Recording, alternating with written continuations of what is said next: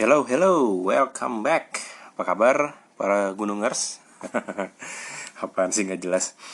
Balik lagi di podcast cerita di gunung di episode 2. Nah, kali ini di episode 2 gue akan cerita soal pengalaman gue, dimana gue naik gunung yang menurut gue gunung ini unik. Kenapa unik? Karena gunung ini tergolong gunung yang pendek dan kecil. Nah, mungkin beberapa orang berpikir soal kecil, pendek itu selalu identik dengan yang namanya jelek. Tapi kalau menurut gue, nggak tahu menurut kalian ya, gue kadang malah yang kecil dan pendek itu memberikan pengalaman yang berbeda. Malah dari yang gede-gede kan, atau yang tinggi-tinggi. Pesona yang kecil kadang malah bisa ngebuat kalian cukup bisa ngerasain apa yang kalian mau rasain. Malah kalau yang gede-gede itu terkesan berlebihan dan kebanyakan gitu kan. Contohnya gini deh, sederhana, kayak permen. Permen kan ukurannya kecil ya. Ya kayak sekuku jempol tangan lah. Sekuku jempol tangan orang dewasa lah. Kayak gitu kurang lebih. Nah, kayak gitu, jadi pas banget bisa langsung masukin ke mulut gitu. Jadi langsung dimakan, dimut kan santai gitu. Nah, bayangin kalau ukuran permen itu gede, ya kayak satu kepalan orang dewasa gitu lah kan. Kan ribet ya kayak gitu makannya kan. Jadi mesti dipotong-potong dulu kan, habis itu ngambil balik lagi yang kecil lagi baru bisa dimakan. Nah, kira-kira gitulah perumpamaannya. Sama dengan apa yang gue omongin soal gunung yang gue mau bawain hari ini. Pengalaman gue naik gunung ini yaitu adalah Gunung Bongkok. Gunung Bongkok yang mau gue ceritain di episode 2 ini ya sama seperti perumpamaan yang tadi gue kasih tahu. Kadang-kadang naik gunung yang gede itu butuh persiapan, perjuangan, duit. Jadi beberapa aspek yang membuat kalian kadang-kadang antar dulu deh. Antar dulu, yakin ini dulu deh. Cuman naik gunung yang tergolong kecil dan pendek udah cukup kok buat kalian bisa ngerasain euforia gimana sih sebenarnya naik gunung itu gitu. Nah, buat kalian yang belum pernah naik Gunung Bongkok, yang mau gue share ceritanya ini cocok banget buat melatih dan juga mempersiapkan diri atau cuma sekedar mau tahu gimana rasanya naik gunung yang gede-gede. Jadi ya oke, sekalian gue akan info juga buat kalian soal gunung ini juga. Waktu itu gue akses ke sana gimana, dan episode ini gue rekomendasiin buat kalian yang belum pernah naik gunung supaya ya minat kalian untuk naik gunung lebih tinggi lagi. Itu. Gue naik Gunung Bongkok ini adalah gunung di Purwakarta. Gunung di Purwakarta ya. Tepatnya di Desa Cikandan, Kabupaten Purwakarta. Kalau kalian searching Purwakarta tuh sebenarnya banyak gunung-gunung yang bagus. Dan ukurannya tuh nggak terlalu ekstrim lah. Rata-rata 1000 sampai 1500 mdpl. Nah, saat itu gue diajak sama satu kawan gue. Kawan gue itu yang gue kenal di Green Canyon Majalengka. Jadi waktu itu gue pernah ke Green Canyon Majalengka, terus kenal dia. Kita kenal di situ. Terus habis kenalan itu kita langsung kontak agak sedikit lama. Dan sampai akhirnya dia ngontak gue lagi dan ngajak ke Gunung Bongkok ini.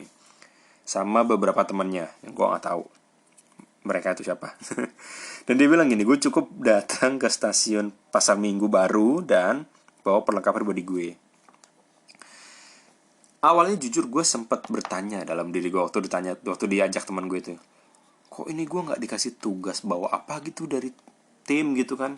Karena biasanya kan kalau mau naik gunung sama teman-teman pasti ada perbekalan tim atau apa lagi. Tapi ini gue enggak gitu. Gue cuma suruh datang doang. Akhirnya pas di hari yang sama gue tanya kan sama teman gue itu kan, gue nggak bawa apa-apa nih gitu kan. Terus dia bilang gini, kita nggak ngecamp, kita cuma pulang hari katanya gitu. Dan setelahnya itu gue awalnya masih bingung, cuman ya udahlah, karena dia bilang gitu ya udah, gue nggak peduli. Bis itu berjalannya waktu sampai akhirnya hari hanya tiba. Harinya tiba, gue bangun jam 6 pagi. Terus gue inget banget barang bawaan gue cuman sederhana banget, air, Aqua yang 1 liter, handphone, baju ganti, MP3 dan earphone pastinya, supaya gue gak bosan di jalan. Dan dompet berserta isinya pastinya kan. Simpel banget lah, gue gak bawa barang yang aneh-aneh. Kelar beres-beres, gue jalan, habis itu langsung ke stasiun Pasar Minggu Baru. Terus pas sampai, gue kenalan sama teman-temannya kawan gue itu. Terus pas semua kumpul, ternyata setelah dihitung totalnya ada 8 orang. Dan gue kan baru ketemu sama 6 orang lain ya, karena 1 orang gue tahu, jadi baru ketemu orang. Jadi gue kenalan gitu sama temannya temen gue, kayak gitu kan. Dan itulah yang akan jalan ke Gunung Bongkok. Nah, sampai gue ketemu sama temen gue dan temennya temen gue juga bahkan nggak tahu sebenarnya kita mau berangkat tuh naik apa. Gue nggak tahu sama sekali, bener-bener nggak tahu. Dan gue lupa kenapa gue nggak nanya juga pada saat itu gue lupa. Ya udah, akhirnya di hari itu gue tanya, kita berangkat naik apa bro, gitu kan. Naik Grab bro, naik Grab gitu. Nah pada saat itu tuh Grab mungkin baru-barunya, atau mungkin bisa dibilang belum terlalu kayak sekarang lah, benar-benar jadi transportasi yang banyak digunakan oleh masyarakat di negara berkembang ini, kayak gitu. Nah terus naik Grab, nggak mahal tuh, gue bilang. Enggak, Grabnya tangga gue katanya gitu. Ya udah kan. Nah gue nggak tahu gimana detailnya, tapi intinya adalah, maksudnya gue nggak tahu gimana detailnya si perjanjiannya entah si abang Grab itu yang notabene adalah tetangganya teman gue itu. Tapi intinya adalah kita bayar sama dia 500.000 pulang pergi di hari yang sama, di hari itu.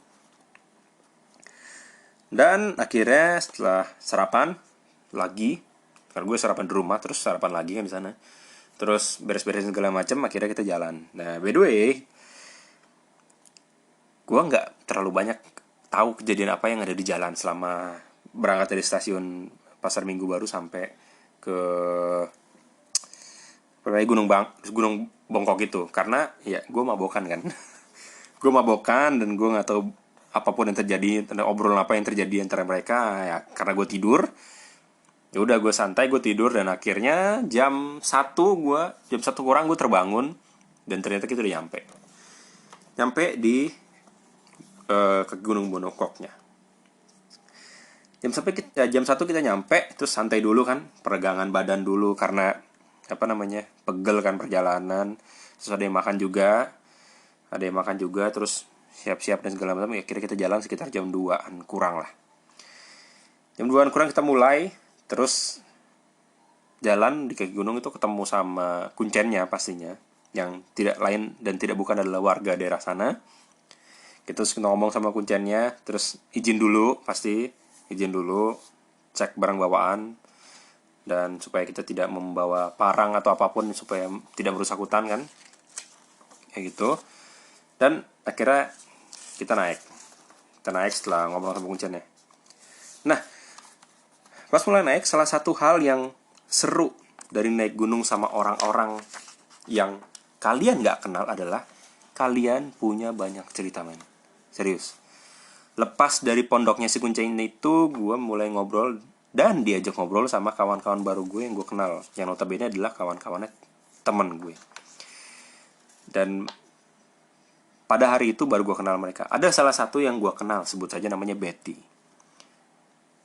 Nah mungkin kalian gak percaya, serius, mungkin kalian kalau gue kesel ini kalian gak percaya. Namanya Betty ini gendut ya, nggak segendut berarti asmara memang, cuma gendut ya. Dan dia tuh termasuk pendaki aktif. Gimana ngomongnya pendaki aktif ya, kalau gue bilang ya cukup aktif. Dia bilang 3 bulan sebelum dia naik Bongkok itu dia udah naik gunung Salak sama Gunung Gede gitu. Serius, gue nggak nyangka. Pertama, karena rata-rata, maksudnya rata-rata nih, orang-orang yang memiliki berat badan berlebih itu rata-rata loh, nggak semuanya, itu kan menghindari kegiatan fisik-fisik berlebihan seperti itu ya. Dan dia enggak gitu dia enggak tuh. Mungkin ada orang yang memiliki berat badan yang berlebih juga kadang-kadang berolahraga, tapi hanya untuk maintain bahwa dia sehat aja. Tapi ini kan naik gunung itu kan kegiatan yang menurut gue berlebih untuk kegiatan fisik gitu kan. Dan gue takjub sama si Betty ini, dan dia udah naik sampai 3 kali gitu, dan dia ngerasa bahwa dia senang gitu naik gunung gitu. Itu yang ngebuat gue kayak, waduh, gokil juga nih orang itu. Cewek kan namanya Betty itu. Nah, ada satu lagi yang gue kenal, sebut saja namanya Wina. Nah, Wina ini aslinya adalah orang yang ngajak ke Gunung Bongkok. Nah, jadi gue pikir kawan gue yang gue kenal di Grand Canyon kan yang ngajak gue ke Gunung Bongkok. Tapi ternyata enggak, men. Ternyata si Wina ini yang ngajak. Awalnya dia ngajak temen-temennya dia, termasuk orang yang gue kenal. Terus baru orang yang gue kenal, teman gue itu ngajak gue. Nah, berangkatlah kita. Nah, si Wina ini pas ngobrol-ngobrol sama dia tuh kerja di bagian legal di salah satu perusahaan. Gue nggak tahu detailsnya, dia kerja apa dan perusahaannya nama apa, tapi dia bilang dia hampir setiap minggu jalan-jalan mulu. Ini didukung dengan salah satu pernyataan dari temannya dia yang kenal dia sebelum gue. Dia bilang, iya Wina jalan-jalan mulu gitu kan. Nah, nggak tahu kenapa, tapi ini dari pernyataan si Wina, biasanya dia tuh selalu diajak ke tempat wisata di si kotanya si klien gitu, si kotanya klien dari perusahaannya tersebut. Ngeri gitu, menurut gue ngeri banget gitu. Gue pengen gitu ketemu klien, terus diajak sama klien ke tempat atau wisata dari kotanya si klien. Ngeri kan tuh kayak gitu kan. Nah, perjalanan bareng orang-orang baru yang gue kenal itu, gue juga punya jadi banyak relasi gitu. Seperti tadi si Wina, gue kenal Wina, akhirnya gue kenal gimana dia kerjaannya. Terus Betty, walaupun kayak gitu ya fisiknya, tapi dia kayak bisa naik gunung gitu. Dia mau naik gunung dan gokil menurut gue gitu kan. Nah, terus juga dengan kenal itu, siapa tahu kan, karena gue juga udah bekerja kan, siapa tahu bisa, seandainya gue nanti butuh lowongan pekerjaan, gue bisa nanya sama mereka gitu, ya kan. Balik lagi ke jalur trek gunung dan yang terjadi di selama penanjakan. Aslinya jalur penanjakan di Gunung Bongkok itu nggak berat-berat banget. Cuman di sana tuh banyak disediain tali buat pegangan, karena treknya itu ketutup pohon. Terus jadi kalau bisa gue gambarin gini, treknya itu banyak ketutup pohon, terus banyak kayak tersedia kayak apa ya namanya, alur-alur air yang biasa lewat di bagian-bagian tanah gitu. Jadi terbentuk alur-alur tanah, aliran-aliran air yang biasa turun dari atas karena hujan gitu. Dan karena matahari nggak bisa tembus langsung ke tanah karena ketutup pohon, itu jadinya tanahnya itu lembek dan agak licin. Jadi banyak disediain tali untuk bantu penanjak-penanjak untuk naik ke atas. Tali itu dikaitin ke berbagai pohon gitu untuk ngebantuin lah. Dan bersyukur juga karena kita berangkat ber-8, jadi bisa saling bantu buat nanjak sampai atas. Nah, sampai di satu titik pendakian, gue nggak nyadar sebenarnya kalau itu tuh udah mau puncak, men. Jadi tuh udah mau puncak aja. Nah, kalian percaya atau enggak, itu baru jam 4 sore. Gue ingat betul tuh baru jam 4 sore. Nah, di titik itu gue istirahat sama yang lain. Berdelapan istirahat. Terus sambil istirahat itu nyantai, gue liat ke kanan. Nah, pas gue ngeliat ke kanan itu ada pohon. Lumayan gede. Dan bentuknya itu pohon tuh unik. Asli unik banget. Gue jarang liat pohon kayak gini. Gue susah ngejelasinnya dengan kata-kata untuk menggambarkan pohon itu. Bahkan kalau disuruh gambar pun gue juga nggak yakin bisa gambarin dengan benar, karena gue juga nggak jago gambar. Akhirnya gue mikir, gue mau samperin, gue berdiri, terus gue ke pohon itu. Nah gue ngelihat pohon itu dari deket, gue taruh pantat gue di salah satu sisi pohon, salah satu sisi dahannya pohon itu. Terus gue coba rebahan, gue lurusin kaki, anjir, enjoy parah, gue nggak bohong. Itu tuh enjoy asoy, sumpah enak banget. Kayak badan gue tuh bisa direbahin dan beberapa dahan, terus kaki gue tuh yang kanan tuh bisa lurus gitu, nggak tuh bisa lurus gitu, ketahan sama salah satu dahan pohon. Dan yang kiri memang menggantung, tapi sumpah asoy. Terus angin kencang juga kan, terus gue nyantai tuh di situ di pohon gitu kan. Gue nyantai di pohon, badan gue rebahan, terus bahkan pala gue pun ditahan pohon untuk supaya nggak tenggeleng atau apa gitu. Walaupun hanya satu sisi, gue lupa sisi mana, kiri atau kanan.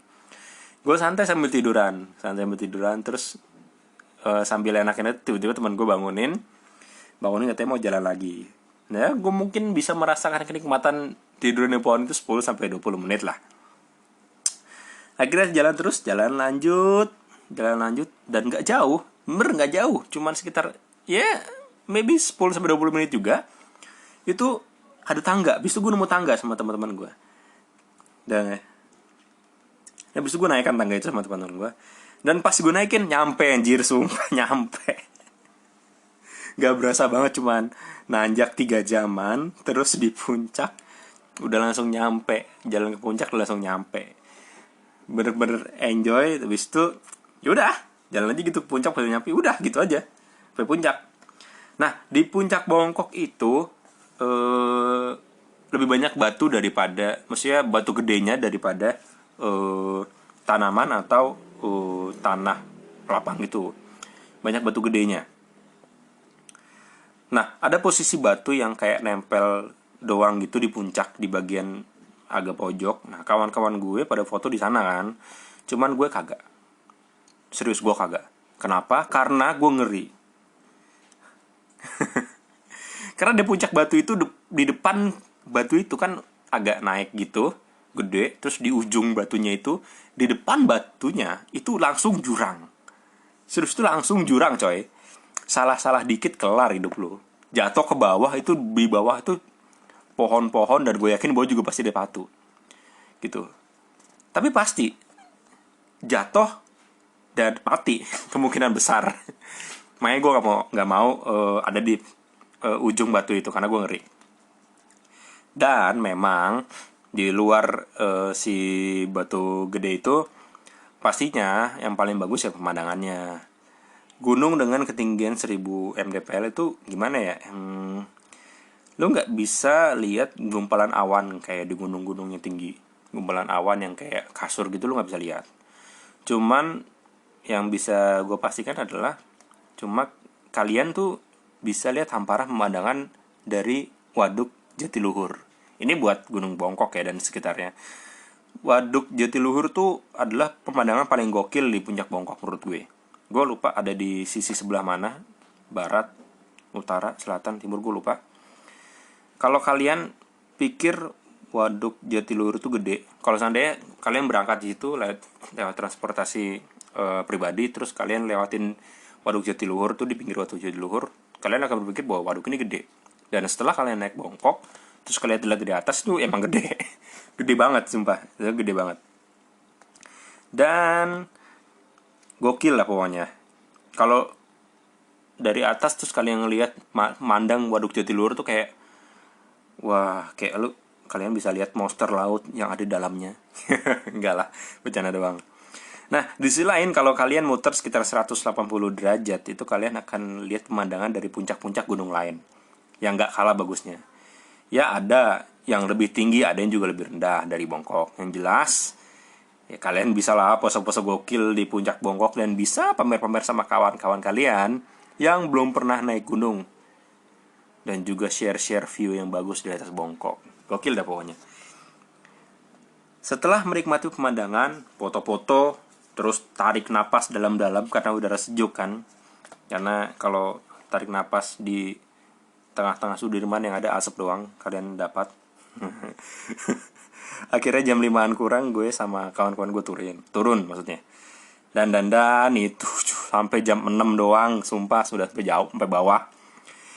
Dan hari itu cerah, jadi belum kelihatan gelap. Jam 6 tuh sampai bawah tuh belum kelihatan gelap lah pokoknya.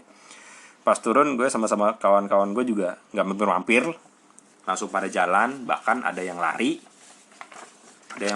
gitu cepet, soalnya enak aja gitu turun gitu ya.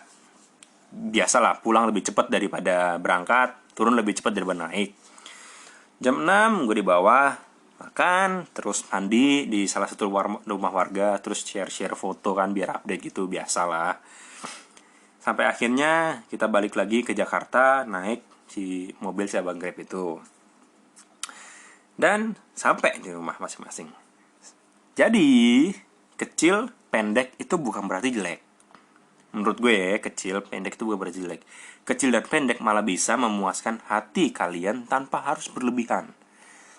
Nah, kayak pengalaman gue naik Gunung Bongkok ini. Jadi, gimana? Udah siap menjajah gunung? Coba tanya sama diri kalian sendiri lah. Oke, kalau gitu sampai di sini episode Gunung Bongkok. Oh ya, bentar. Spoiler. Di episode berikutnya gue akan ngebahas soal persiapan bagi para pemula buat naik untuk pertama kalinya, buat naik gunung untuk pertama kalinya. Jadi, gue akan membahas beberapa aspek yang mungkin bisa disiapin sebelum naik. So, jangan sampai kelewatan ya. Sip, oke. Sampai ketemu di episode berikutnya. Bye.